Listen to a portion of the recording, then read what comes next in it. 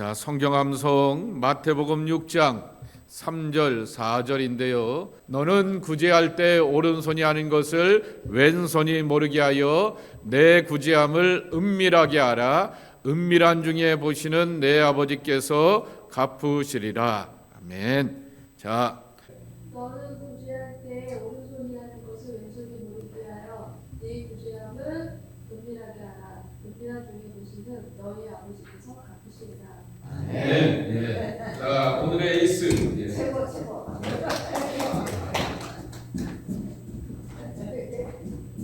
자, 축하합니다. 놀아먹기. 자, 일단 놀아보세요. 자, 지난주가 우리 마가복음을 배우게 되었는데요. 마가복음 잠깐 나눠보도록 하겠습니다. 다시 한번 복습하는 차원에서 마가복음에 보게 되면은 예수님께서 무능력해서가 아니라 하나님의 아들로 하나님의 메시아로 능력이 충만함에도 불구하고 십자가를 지셨다. 이거를 내 삶에 한번 정하게 해보자라고 하는 것이죠. 내가 삶의 고난을 당하게 됩니다. 그런데 나 나름대로 능력이 충만한데도 불구하고 힘 있는데도 불구하고 고난 앞에서 나는 어떻게 견뎌낼까라고 하는 것입니다. 실력이 없으니까 무능력하니까 당하는 고난하고 그래도 내가 나름대로 이렇게 믿음의 삶을 살아가게 되는데 당하게 되는 고난 이를 보게 되었을 때 다시 이것을 표현해 볼 수가 있습니다. 무엇을 향한 고난이냐입니다. 예수님은 온 세상을 향한 고난이었던 것처럼 내 삶에 사명과 사역을 위하여서 어려움을 겪는다라고 하게 되면 기꺼이 기쁜 마음으로 주님을 위해서 바울처럼 걸어갈 수 있는 우리가 되어야 하겠다라고 하는 것입니다. 그리고 두 번째 질문은 2번과 3번이 2번 넘겨주세요. 3번이 이렇게 같은 맥락인데요. 제자들이 너무 무지해. 무식한 게 아니라 무지합니다. 무식한 거는 정보와 지식이 없는 거고 무지하는 거는 깨달음이 없는 거죠. 예수님의 뜻이 예수님의 마음이 뭔지를 도대체 몰랐다라고 하는 것입니다. 그것이 예수님의 마음을 알고 예수님의 뜻을 깨닫는 것이 성숙함과 건강한 신앙이라고 이렇게 말하게 되는데 그러기 위해서 우리가 가져야 될 것이 하나 있습니다. 3번의 질문입니다. 제자는 자기 생각을 고집하지 않는다. 주님을 향한 신념과 자신의 무지함으로 인한 고집을 어떻게 구분할 수 있을까? 자, 무슨 말이냐면 신앙생활 5년 하면 서당계 강아지도 3년이면 뭐라고요? 풍어를 읊는다고 하는데요. 신앙생활 5년을 하게 되면 10년을 하게 되면 15년 20년을 하게 되면 성경 공부도 하게 되고요. 그리고 교회에서 말씀도 듣고요. 주변의 사람들과 같이 크리스찬의 그러한 나눔도 하고요. 봉사도 하고 사역도 하고 선교도 하고 전도도 하게 되면은 교회는 이런 것이야. 믿음은 A, B, C 이런 식으로 이렇게 나눠지고 정리가 되라고 하는 나 나름대로의 그러한 주관이 생기게 되는 거죠. 이것조차 없다라고 하면 문제가 많은 거죠. 30년 다니고 40년 다녔는데 그러한 교회에 대해서 믿음에 대하여서 헌신에 대하여서 그렇게 내 나름대로 이렇게 주관과 소신이 경험되게 되는 거죠. 근데 마가복음은 계속해서 강조하는 것은 제자가 된다라고 하는 것은 하나님의 뜻에 예수님의 말씀에 자꾸만 복종하면서 자신을 꺾으라라고 하는 것입니다. 자기를 부인하고 자기를 복종시킬 수 있는 그러한 믿음으로 나가야 한다라고 하는 것입니다. 자, 이거 어떻게 구분할까입니다. 어떻게 구분할 수 있을까요? 내가 그래도 신앙생활 몇십 년 했는데 그래서 유명한 목사님들, 유명한 성경 강사들의 교훈과 가르침을 받아왔는데 어떻게 이것을 하고 하나님의 뜻을 이렇게 찾아가면서 비교하면서 구분할까라고 하는 것입니다.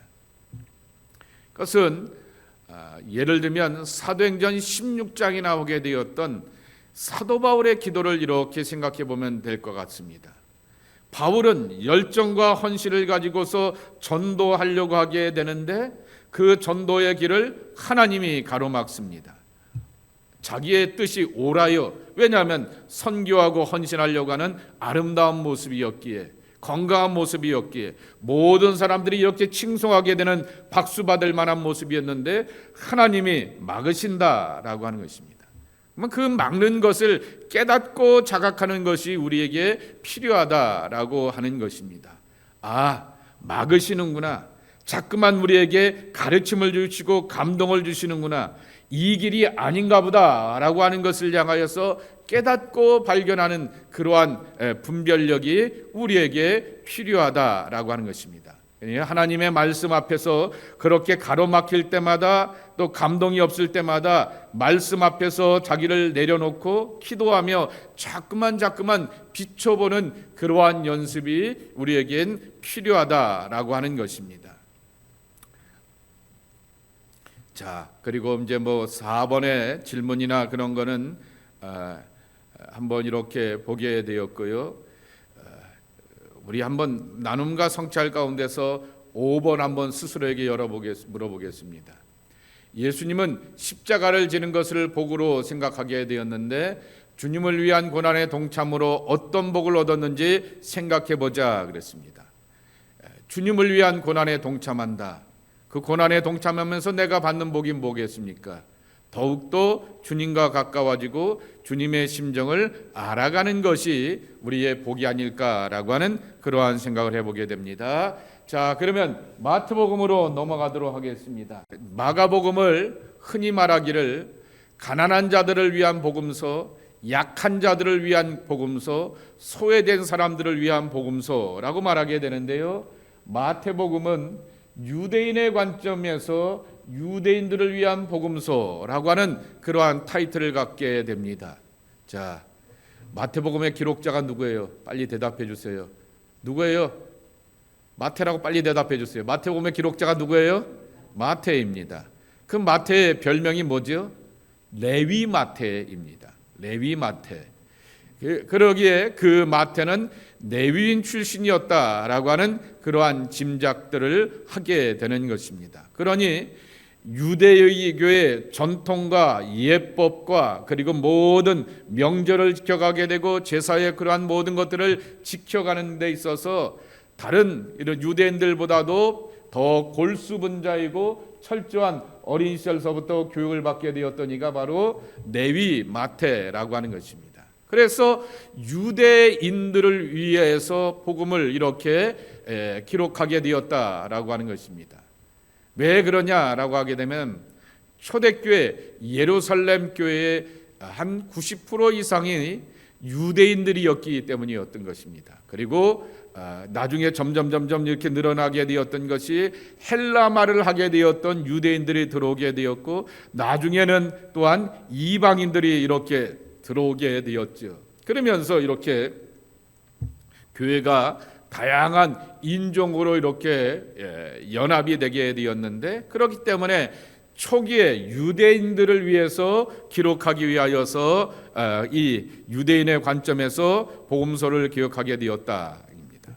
그래서 중요한 것은 예수님이 구약의 예언대로 물론 마가나 누가나 요한복음에도 보게 되면 성경의 이름과 같이라고 말씀하여 주시면서 구약 성경에 약속하시게 되었던 메시아로 오신 분이 예수님이다라고 하는 것을 소개하게 되지만은 구약의 예언대로 예수님이 만왕의 왕으로 오신 메시아가 되신다라고 하는 사실을 가르쳐 주게 된다라고 하는 것입니다. 그런데 마태복음이 흔히 또 열림복음이라고 하는 이름과 타이틀을 갖게 되는 것은 유대인에 대한 복음서로 끝나는 것이 아니라 모든 민족에게라고 하는 것까지도 이렇게 이어지게 되었다라고 하는 것입니다. 그래서 아버지와 아들과 성령의 이름으로 가서 모든 민족에게 분부한 것을 가르쳐 지키게 하라라고 하는 그러한 말씀을 주시게 되는 것입니다. 그래서 유대인들에게서부터 시작하여서 모든 민족에게 이것이 교회가 궁극적으로 지향해야 될 모습이라고 하는 것입니다. 우리가 한인들이 모이게 되지만은 한인들이 모이는 것으로 끝나는 것이 아니라 복음을 밖으로 계속해서 원심력의 신앙이죠. 마태복음의 구조를 한번 볼 텐데 문학적인 구조입니다. 모든 성경을 보게 되었을 때 성경학자들이 제일 먼저 하게 되는 게 뭐냐라고 하게 되면 성경도 하나의 문학이다라고 하는 것입니다. 왜 그러냐면은 글을 쓰게 되었을 때 그러한 구조가 있기 때였고 문학적인 완성도를 이렇게 보게 되면서 판단을 하게 되는 것입니다. 그래서 이 나오게 되었던 이 구조와 보게 되면은 A, B, C, D, E, F 이렇게 나오게 되는 것입니다. 이렇게 둘씩 짝을 이뤄서 이렇게 나오게 되는데요. 예를 들게 되면은 이야기가 먼저 시작됩니다. 1장서부터 4장 예수님의 탄생이 나오게 되죠. 예수님의 탄생 가운데서 족보 이야기가 나오게 되죠. 그리고 여러분이 아는 것처럼 마태복음에만 나오는 예수님의 탄생 얘기에 나오는 등장하는 사람들, 동방박사라고 빨리 대답하세요. 누구요? 동방박사. 예물을 가지고서 이렇게 가지고 와서 예수님께 제물을 드리게 되었던 분들입니다. 그리고 4장에 보게 되면은 광야 세례를 받은 다음에 광야에서 시험을 지나가시게 되었던 예수님의 모습을 보여주게 되죠. 그게 공생의 시작이었고요. 제자들 택하셔서 제자들을 불러 산 위에 오르사 심령이 가난한 자는 복이 있나니라고 하는 이 팔복의 말씀과 함께 지게 되었던 산상수훈입니다. 그러니까 이 공적인 세계의 이야기가 있은 다음에 그들 다음에 이렇게 초청의 말씀이 있게 됩니다. 그리고 또 어떤 사건의 이야기가 있게 됩니다. 이 사건의 이야기는 뭔지 아세요? 예를 들면은 베드로의 장모의 열병을 고쳐주게 되었고요. 나병 자를 향하여서 말씀으로 고칠 수 있음에도 불구하고 어떻게 하세요? 터치하시죠. 나병 자에 터치하면 안 되는 거예요. 그런데 예수님께서는 굳이 의도적으로 그 몸에다가 손을 대시고 내가 병에서 나았다라고 하시면서 이렇게 놀라운 기적의 이야기, 행함의 이야기를 보여주게 되죠. 그러면서 하나님의 나라에 부름받은 제자들이 되었다라고 하는 사도의 이야기를 해주시게 되었고, 예수님이 자기 고을에서 또 많은 유대인들에게 배척받는 이야기를 통하여서 그러한 가운데서 낭망하지 말고 씨 뿌리는 자가 되라라고 하는 거죠. 낭망하게 되었을 때 씨가 길가에 떨어지기도 하고 돌짝밭에 떨어지기도 하고 가시덤불에 떨어지기도 하게 되지만은 좋은 밭에 떨어지게 되어서 30배, 60배, 100배의 결실을 맺는 것처럼 그러한 열매와 결실로 나간다라고 하는 것입니다. 그리고 이야기 속에서 가장 대표적인 것이 16장에 나오게 되었던 너희는 나를 누구라 하느냐라고 하는 제자들이 예수님의 권위를 인정하였다. 그래서 주는 그리스도시요 하나님의 살아계신 하나님의 아들입니다라고 하는 신앙 고백을 통하여서 교회 공동체가 이렇게 굳건하게 세워지게 된다라고 하는 것을 들려주게 되었고, 그리고 또한 또 하나의 이야기 속에서 예수님의 권위에 대한 그러한 이야기, 그리고 그들의 사랑에 대한 이야기를 하게 되었고, 그리고 두 사람이 함께 맷돌 갈다가 두 사람이 함께 밭을 갈다가 그리고 달란트 비유를 통하여서 천국이 올 것이다 라고 하는 그러한 이야기를 하게 되고, 예수님의 고난의 이야기도 스스로가 말씀하시게 된 다음에 죽고 부활하시게 되었던 이야기로 끝나게 됩니다. 이야기 속에 이야기란 말을 보다는 저는 사건, 해프닝이라 이렇게 말하고 싶은데요, 그러한 사건들 속에서 반드시 교훈을 담고 있다라고 하는 것입니다. 이게 아주 탄탄한 구조예요. 그런데 지난주에 보게 되었던 마가복음은 그 사건에 대해서 그 자리에 이렇게 풀어주게 됩니다. 그리고 이거 비슷한 구조가 또 누구냐고 하면은 요한복음입니다. 사건이 있은 다음에 그것에 대하여서 신학적으로 바로 풀어주게 되는 그러한 교훈들이 있게 됩니다. 그러한 구조를 갖고 있으면서 이렇게 나오게 되었던 2번입니다. 납비적인 유대교라고 하는 거죠. 마태복음은 가장 유대적, 그래서 유대인들을 위한 복음서이지만은 납비적인 유대주의에 대해서는 가장 적개심이 강하고 그 납비들의 소위 말하는 바리새인들과 사두개인들과 그러한 장로들에 대하여서 굉장히 적개심이 강하게 되었던 그러한 복음서이기도 하다라고 하는 것입니다. 그래서 랍비라고 하는 말이 좋은 선생님이라고 하는 것이 아니라 부정적인 뉘앙스로 사용된다라고 하는 것입니다. 예를 들면은 마태복음 26장 25절입니다. 너희 중에 한 사람이 나를 팔자가 있다라고 예수님께서 예언하시게 되지 않습니까? 그랬더니 유다가 예수님께 대답합니다. 납비요 나는 아니지요. 그러죠. 선생님이라고 말하게 되는데 바로 그 앞에 마태복음 16장에 보게 되면 베드로가 주는 그리스도시요 살아계시는 하나님의 아들이십니다 라고 하면서 예수님을 뭐라고 고백하여? 주님이라고 고백하지 않습니까? 그러면 그때 예수님이 그것을 향하여서 그래 내가 주야 라고 끝난 게 아니라 그를 향하여서 엄청나게 축복하시고 하나님의 교회가 그렇게 신앙 고백 위에 가는 터전 위에 세워질 것이다 라고 고백하게 되니 그러면 결국 제자들이 예수님은 우리를 위해서 오시게 되었던 하나님의 메시아 구세주구나 라고 하는 주님으로 고백해야 되는데 여전히 납비라고 하는 말로 고백한다라고 하는 거죠. 아주 여전히 좋은 선생님 티처이길 원하였지 우리의 마음과 삶을 다드리고 헌신해야 될 구세주라고 하는 것으로 고백하지 않게 되었던 가룟 유다의 모습이라고 하는 것입니다. 또 바로 앞에 이 그다음 49절에도 보게 되면은 이제 로마의 군인들을 데리고 와서 이 양반입니다라고 하면서 납비 안녕하십니까 라고 하면서 영어로 표현하면 주디스 키스 아니겠습니까? 유다의 입맞춤이라고 하여서 배신자의 입맞춤이라고 하는 것이 주디스 키스라고 하는 영어의 관용구이게 되는데요. 예수님께로 입맞추면서 이 양반 내가 입맞춘 사람이 곧 바로 잡아갈 사람입니다 라고 하는 것을 알려주게 되었을 때 가룟 유다가 예수님을 향하여서 납비라고 이렇게 고백한다라고 하는 것입니다. 이 말이 여기만 있는 것이 아니라 변화산이라고 하는 것입니다. 자, 변화산에 보게 되면은 마태복음에는 예수님을 새로운 모세로 오시게 되었던 그리스도 그리고 모세오경의 가르침을 완성하시는 분이라고 이렇게 소개하여 주고 있게 되는 것입니다. 그래서 여러분 아시는 것처럼 변화산에서 예수님께서 광채나는 모습으로 예수님이 변화하게 되었고 신옷을 입게 되었고 영광 중에 임하게 되었을 때 누구가 예수님으로부터 가르침을 받죠? 모세와 누구요? 엘리야 아니겠습니까? 모세와 엘리야가 가르침을 받게 됩니다. 오늘 아침에 새벽 말씀에 보게 되면은 지혜의 임금이었던 솔로몬도 명절과 절기를 지킬 때 누구의 명령대로? 빨리 대답해 주세요. 모세의 명령대로. 누구의 명령대로? 모세의 명령대로. 지혜로운 사람도 모세의 명령과 규칙과 지침을 따라서 절기를 지켜오게 되었는데 그 모세가 바로 예수님께서 가르쳐 주시는 것을 듣고 경청하면서 따르는 그러한 모습이었다라고 하는 것입니다.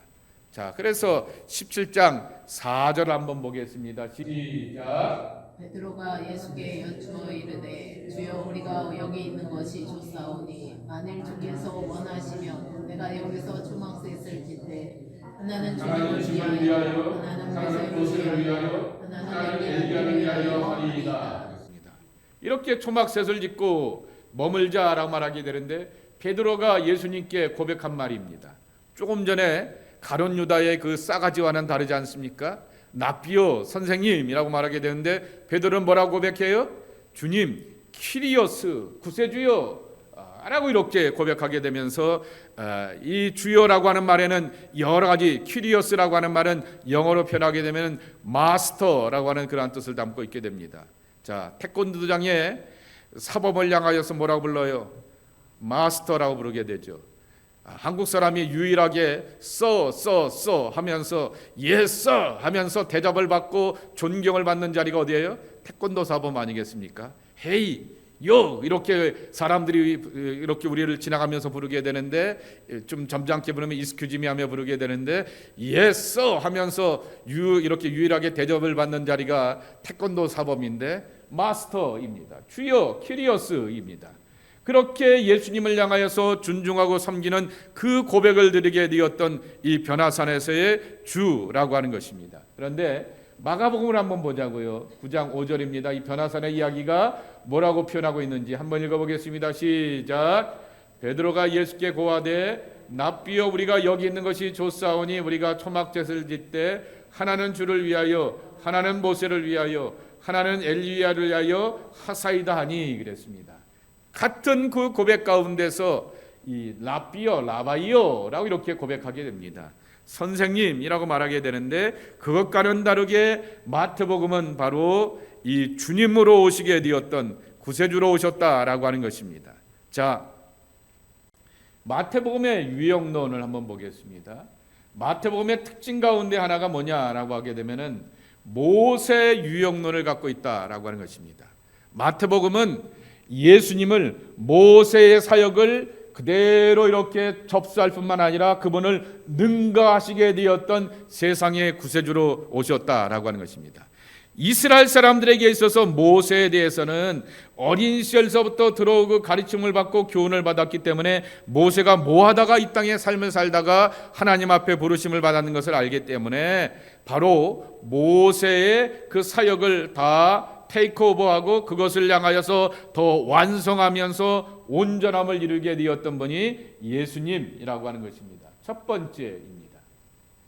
자, 마태복음 1장 21절 말씀에 보게 되면은 아기가 온다라고 천사가 마리아에게 예언하게 되었는데 그 아들의 이름을 이렇게 뭐라고 하라고요? 함께 읽겠습니다. 아들을 낳으리니 이름을 예수라 하라. 이는 그가 자기 백성을 그들의 죄에서 구원할 자이심이라 하니라 그랬습니다. 예수라가 이름의 뜻이 뭐라고요? 구원한다라고 하는 것입니다. 모세라고 하는 이름의 뜻이 뭐예요? 물속에서 건져내다, 물속에서 구원하다라고 하는 것이죠. 그래서 세파 가운데서 하나님의 백성들을 구원하는 비전과 사명이 이 모세에게도 경험되게 되었고 그런 비전을 갖고 있게 되었는데 예수님의 이름도 구원하다라고 하는 그러한 맥락이라고 하는 것입니다. 두 번째입니다. 여기 교재는 안 나와 있게 되는데 제가 그래서 넣었습니다. 영아 학살의 사건 이야기입니다. 자, 우리가 잘 아시는 것처럼 출애굽기에 보게 되면은 유대인들이 자꾸만 사람들의 수가 많아지게 됩니다. 그러니까 어떻게 했어요? 만 2세가 되는 남자아이들을 다 어떻게 합니까? 죽여버리지 않습니까? 그래서 할 수 없이 이 모세의 부모가 나일 강가에다가 이 아이를 갈대 상자에다 담아놔서 둥둥 떠 내버려 두지 않게 되지 않습니까? 그런데 예수님도 똑같은 경험을 하게 되는 것이죠. 동방 박사들이 찾아오게 되어서 여기 우리들이 별을 연구하는 사람인데요, 저 반짝반짝 빛나는 별의 주인공이 여기 태어나셨죠? 라고 하면서 찾아오게 되었지만은 헤롯이 엄청나게 당황하죠. 여긴 그런 반짝반짝 빛나는 별의 주인공이 없었기 때문에 라고 하는 거죠. 그러면서 그 양반을 보게 되면은 우리도 경배할 수 있도록 우리에게도 좀 알려줘 라고 말하게 되죠. 그런데 경배하기 위함이 아니라 죽이려고 하게 되었던 것인데 동방박사들을 향하여서 천사들이 다른 길로 가라라고 알려주었기 때문에 그들은 아기 예수를 경배하고 다른 길로 가게 되면서 헤롯에게 알려주지 않게 되었던 것입니다. 그랬더니 만 2세 미만의 아이들이 다 죽여버리게 되었죠. 공교롭게도 예수님이 피난 가신 곳이 어디예요? 빨리 애굽이라고 대답하세요. 어디예요? 이집트, 애굽으로 피난을 가게 되었다라고 하는 거죠. 그 애굽에서 있게 되었던 그 재앙 가운데서 또한 영아들이 죽게 되었는데 예수님도 그러한 일을 겪게 되었다라고 하는 것입니다. 이건 누가복음이나 마가복음이나 요한복음에는 나와 있지 않게 되는 이야기입니다. 예수님께서 광야에서 40일 동안 금식하시면서 사단의 시험과 유혹을 잘 이겨내시게 되었는데 이 40은 이스라엘 백성들의 광야 40년을 이렇게 오버랩하게 되는 그러한 40이라고 하는 하나님의 숫자가 연관시켜 나가게 되는 것입니다. 또 중요한 것은 예수님께서 변화산에서 내려오게 되었을 때 주님의 얼굴이 어떻게 됐다고요? 해같이 빛났다 그랬습니다. 그런데 호렙산에서 모세가 내려오게 되었더니 그의 얼굴이 어떻게 빛났어요? 해같이 빛나고 광채가 너무나 나게 되었기에 그의 얼굴을 뭘로 가렸어요? 수건으로 이렇게 가리게 되는 그러한 모습을 보이게 되는 거죠. 바로 하나님의 산에서 하나님과 독대하게 되었던 예수님, 모세처럼 그렇게 광채나고 빛나고 영광의 모습을 보여주게 되었던 것이죠. 그리고 예수님께서 갈릴리 산에서 제자들에게 사명을 주면서 이렇게 아버지와 아들과 성령의 이름으로 세례를 주라, 땅끝까지 이르러 내가 내게 지시한 것들을 다 가르쳐 지키게 하라 라고 하는 이 대사명을 주시게 되었는데, 모세도 비스가산에서 유언의 말씀을 남겨놓으면서 그렇게 비전과 꿈을 백성들에게 주게 되었다라고 하는 것입니다. 자, 또 한 가지, 이 모세 유형론이라고 하는 것도 있지만은 마태복음에 있어서 강조되는 인물이 하나 있습니다. 베드로입니다. 우리가 아는 것처럼 베드로는 실수의 사람입니다. 앞장서기를 좋아하다가 그렇게 실족하게 되었던 사람입니다. 그럼에도 불구하고 베드로는 초대교회에 있어서 유대인 크리스찬들의 리더, 유대 크리스찬 기독교라고 이렇게 교재가 이렇게 나오게 되었는데, 그러면 잘못하면은 오해하기 쉬울까봐 제가 더 구체적으로 써놨습니다. 유대인 기독교인들입니다. 자, 초대교회의 제일 첫 번째 교회가 어디라고 성경에 나와 있어요? 빨리 예루살렘 교회라고 대답하세요. 어디 교회요? 예루살렘 교회입니다. 그리고 그 예루살렘 교회가 핍박과 환난 가운데서 흩어지게 되었고, 그 다음에 모여졌던 교회가 어디예요? 안디옥 교회예요. 근데 안디옥 교회는 제일 먼저 모였던 사람들이 누구냐면은 헬라 말을 할 줄 아는 디아스포라 유대인들입니다. 우리식으로 표현하게 되면은 1세 크리스찬들이 핍박과 환난을 받게 되니까 영어권에 있는 자녀들이 이제 요새는 영어권 아이들이라 그랬는데 영어권 아이들이 몇 살이 넘었어요? 50살이 넘었어요. 그러니 아이들이 아니죠. 다 어른들인데, 그러한 사람들이 안디옥 교회를 세우게 되어서 영어가 유창하게 되니까 거기에 한국 사람들 영어 2세들만 1.5세들만 들어온 것이 아니라 타인종들이 다 들어오게 되어서 다인종 교회가 되는 것처럼 안디옥 교회가 그런 교회가 되었다라고 하는 거죠. 그러면서 점점 더 교회가 그쪽으로 확장되고 주도권이 넘어가게 되었는데, 그럼에도 불구하고 초대교회의 모교회가 되고 뿌리가 되었던 사람들이 예루살렘과 갈릴리와 여러 지역에 모여 있게 되었던 사람들이 있었는데, 그 사람들을 위한 영적 지도자로서 베드로의 가치가 존중되는 것을 보게 되는데, 마태복음이 그러한 사람들을 위해서 기록한 말씀일 뿐만 아니라 그들의 언어로 쉽게 전할 수 있고 그들의 문학 속에 가장 익숙한 사람이 바로 베드로이다라고 하는 것입니다. 예를 들면은 베드로를 향하여서 그래서 그렇게 나쁘고 부정적으로만 말하지 않는다라고 하는 것입니다. 여러분 잘 아시는 것처럼 겟세마네 동산에서 베드로와 야고보와 요한 세 제자가 올라가서 기도하게 되었다가 졸게 되죠. 예수님은 땀방울이 변하여 핏방울이 될 정도로 강력하게 간절한 마음으로 기도하게 되었지만은 세 제자는 졸고 있게 되었죠. 그런데 마가복음은 야 베드로야 너 이거 깨어있지 못해 이렇게 말하면서 베드로를 이렇게 지목하게 되었지만은 마태복음은 통칭하여서 이렇게 세 제자들을 지목하였다라고 하는 것입니다. 한번 비교해서 읽어보실까요? 시작. 돌아오사 자는 것을 보시고 베드로에게 말씀하시되 시몬아 자느냐 내가 1시간도 깨어 있을 수 없더냐. 시몬아 라고 하면서 원래 베드로의 본 이름이었던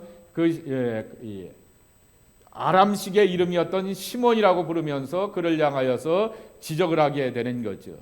그런데 이 마태복음 26장 40절 한번 비교해 보자고요. 시작. 제자들에게 오사 그 자는 것을 보시고 베드로에게 말씀하시되 너희가 나와 함께 1시간도 이렇게 깨어 있을 수 없더냐. 분명히 베드로에게 말씀하시되 그랬는데 여기는 시몬 그러면서 베드로의 이름을 불러가면서 지적하게 되었는데 통칭합니다. 너희가 하면서 세 제자를 향하여서 이렇게 함께 깨어있지 못하겠느냐라고 말하게 되면서 구분을 하게 되는 것을 보게 됩니다. 또 한번 볼까요? 마태복음에는 베드로의 세 번째 부인 앞에서 심히 통곡하였다. 그냥 부인한 것으로 끝나는 것이 아니라, 그리고 예수님의 예언이 기억난 것이 아니라 바로 이것을 보고 심히 통곡하였더라 말하게 됩니다. 것입니다. 또 베드로가 강조되는 것은 여러분 이거 그다음 세 번째 거는 설명이 필요 없죠. 주는 그리스도시요 살아계신 하나님의 아들이십니다라고 하는 고백 위에 베드로를 향하여서 엄청 축복하게 됩니다. 자, 함께 읽어보겠습니다. 시작. 시몬 베드로가 대답하여 이르되 주는 그리스도시요 살아계신 하나님의 아들이십니다. 예수께서 대답하여 이르시되 과연아 시몬아 내가 복이 있도다. 이를 내게 알게 한 이는 혈육이 아니요 하늘에 계신 내 아버지시니라. 또 내가 내게 이르노니 너는 베드로라. 내가 이 반석 위에 내 교회를 세우리니 음부의 권세가 이기지 못하리라. 내가 천국 열쇠를 내게 주리니 내가 땅에서 무엇이든지 매면 하늘에서도 매일 것이요 내가 땅에서든지 무엇이든 풀면 하늘에서도 풀리리라 하시고, 맺고 푸는 권세, 그리고 또한 음부의 권세가 이기지 못하게 되는 그러한 권한을 베드로에게 주시게 되었다라고 하는 것입니다. 자, 요게 아주 재미있습니다. 12 제자들의 이름을 소개할 때 우리는 12 제자 가운데서 베드로를 뭐라고 불러요? 수제자라고 빨리 대답해요. 뭐라고 불러요? 수제자라고 말합니다. 그런데 왜 수제자라고 하는 말이 도대체 성경에 어디 있습니까? 라고 말하게 되는데 여기 있습니다. 마태복음 10장 2절입니다. 자, 한번 읽어보겠습니다. 12 사도의 이름은 이러하니 베드로하는 시몬을 비롯하여 그의 형제 안드레와 세베대의 아들 야고보와 그의 형제 요한과 등등등 하면서 12명의 이름이 나오게 되는데 여기는 그냥 베드로라고 하는 시몬 이렇게 나오게 됩니다. 근데 영어 성경을 가만히 보세요. 그랬더니 These are the names of the 12 apostles 그랬습니다. First 그랬습니다. 첫째로라고 말하게 되면 Simon who is called Peter 그랬습니다. 제일 첫째로라고 이렇게 부르게 되었던 가장 으뜸되는 제자라고 하는 이름을 향하여서 먼저 이름을 붙여놓게 되었던 것이 한글 성경에는 그게 없어요. 그래서 수제자라고 말하게 되는 것은 활동하고 사역하고 설치는 모습 때문에 베드로를 우리가 수제라고 말하게 되는 것처럼 이해하게 되는데, 원문이나 영어 성경을 보게 되면은 첫 번째로라고 하여서 베드로가 제일 먼저 그렇게 제자의 이렇게 부름을 받았다라고 하는 것을 강조하게 됩니다. 그거는 초대교회를 생각할 때입니다. 자, 초대교회를 생각하게 되었을 때 교회가 아까 안디옥 교회를 주축으로 하여서 점점 이방 사람들에게, 헬라 말을 하는 사람들에게 교회가 확장되었다 말하게 됩니다. 그러면서 교회의 주도권이 다 누구에게 넘어갑니까? 상당수가. 빨리 바울이라고 말하세요. 누구에게 넘어가요? 바울에게 넘어가요. 바울은 두 가지의 좋은 조건을 갖고 있습니다. 유대인의 율법에도 해박한 사람이지만은 또 하나는 헬라 말이 육창한 사람이고 헬라 말을 잘 쓰는 사람이었고, 그에게는 또한 로마의 시민권까지 갖고 있게 되었던 이 좋은 이 기득권을 갖고 있게 되면서 교회의 축이 이 바울의 열정과 헌신을 통하여서 이렇게 증거되게 되는 것입니다. 자, 여러분 생각해 보세요. 우리 교회에 이렇게 막 부흥이 되어서 막 이렇게 젊은 사람들이 많이 들어와요. 그리고 젊은 사람들이 한 90%가 되고 여러분들이 나이가 많은 어른들이 10%도 5%도 안 돼요. 근데 교회가 그들에만 사역하게 되고 여러분들을 향해선 신경을 안 쓰면 기분 좋죠? 아니죠. 모든 사람들을 향해서 사역을 해야 되고 그 사람들을 향해서 배려할 줄 아는 그러한 사역이 돼야 되는데, 바로 이 왜 베드로에 대해서 이렇게 강조하게 되었을까입니다. 자연스러운 현상입니다. 바울을 통하여서 교회가 확장되고 축이 글로 넘어가게 되는 것은 자연스러운 현상이지만은 유대인 크리스찬들을 향하여서 유대말만 할 줄 아는 크리스찬들을 향하여서 배려할 줄 알고 섬길 줄 아는 그러한 하나님의 말씀 복음서가 필요하다라고 하여서 마태복음이 기록되게 되었고, 그리고 그 마태복음에 또한 중요한 역할 중에 한 사람이 바로 베드로였구나. 그래서 우리의 언어와 우리의 말과 우리의 정서와 우리의 문화를 다 이해하면서 예수님을 섬기고 소개할 수 있는 인물이 바로 베드로이구나라고 하는 것을 소개하게 되었다라고 하는 것입니다. 근데 우리가 이것 네 번째로 이렇게 꼭 배워야 될 것이 뭐냐라고 하게 되면, 마태복음에 그 유대인을 위한 복음서가 바로 마태복음이지만은 그것으로 끝나는 것이 아니다라고 하는 것입니다. 그것이 바로 마태복음이 갖고 있는 좋은 점이기도 하다라고 하는 것입니다. 분명히 1장 1절에 보게 되면 아브람과 다윗의 자손 예수 그리스도의 계보라라고 하여서 마태복음은 유대인을 위한 복음서로 이렇게 출발하게 되지만은 이방인들에게도 관심을 갖는다입니다. 여러분 잘 아시듯이 이 예수님의 족보에 나오는 이방인들, 근데 또 공교롭게도 그 사람들이 다 여자들입니다. 다말입니다. 누구죠? 유다와 며느 사이인데 여기서부터 둘이 결혼을 하게 되면서 관계를 가지면서 유다 지파가 이어지게 되는 거죠. 나압입니다. 나압은 뭐예요? 직업이 뭐예요? 과거 직업이? 기생인데 정확한 표현은 창녀였죠. 완곡하게 기생이라고 해놨지만 창녀였던 그러한 사람이 다윗의 집안과 족보의 위대한 일을 하게 됩니다. 룻은 어느 나라 사람이에요? 룻 모압 족 속에서 오게 되었죠. 그래서 모압에서 가까운 베들레헴으로 이민 왔다 이민 오고, 여기 이민 갔다 여기 이민 오고 뭐 하는 그러한 일을 하게 되었던 것이죠. 밧세바입니다. 밧세바는 유대인이지만은 그 남편은 우리아 사람입니다. 이방 사람이었는데, 이방 사람임에도 불구하고 우리아가 얼마나 우직하고 충성스러워서 다윗에게 한결같습니까? 그런데 다윗이 그러한 우직한 사람을 죽여버리게 되죠. 간접살인을 하게 되는 거죠. 그렇지만 이 밧세바를 취하게 되면서 태어나게 되었던 그 아이가 바로 이렇게 유다 지파의 아름다운 전통을 이어가게 된다라고 하는 것입니다. 이렇게 부끄러운 사람들이 있게 되었고 이방 사람들이었고 여인들이었지만은, 그러나 하나님의 구원을 향하여서는 예외가 없다. 예수님을 믿고 의지한다라고 하게 되면입니다. 그래서 또 한 가지는 동방박사입니다. 동방박사에 관한 이야기입니다. 분명히 누가복음에 보게 되면은 들녘의 목자들, 신부는 비천하지만은 목자들은 유대인들이었지만은, 그래서 예수님을 향해서 찾아와서 경배하게 되었지만은, 마태복음은 동방의 이방의 박사들이 와서 이방의 관습을 따라서 첨성술을 연구하고 점성술을 따라서, 여러분 여기도 보게 되면 인도 계통의 영향을 받아서 사이키 하는 사람들이 뭐예요? 별 가지고서 여러분들 팔자나 뭐 이렇게 뭐 여기 별자리가 뭐다 막 이렇게 따져 보잖아요. 교인들이 그렇게 믿으면 되는 거죠? 안 되는 거죠. 그런데 그러한 구조 속에서도 이 동방 박사들의 이 별자리에 대한 연구를 통하여서 예수님이 우리의 구세주 되심을 소개하게 되는 거죠. 세 번째 유명한 말씀이 바로 백부장의 믿음 아니겠습니까? 마태복음 8장 10절입니다. 시작. 놀랍게 여겨 따르는 자들에게 이르시되 내가 진실로 너에게 이르노니 이스라엘 중 아무에게도 이만한 믿음을 보지 못하였노라. 예. 공교롭게도 또 해필이면 이스라엘 중 그랬습니다. 이방인인데 이스라엘 사람들과 비교할 수도 없는 탁월함과 충성심과 신실함을 보여주셨다라고 하는 것입니다. 그리고 예수님께서 승천하시면서 당부하시게 되었던 마지막 당부입니다. 마태복음 28장 19절입니다. 네, 그레이트 커밋먼트라고 하여서 대위임령이라고 말하게 되는데, 모든 민족입니다.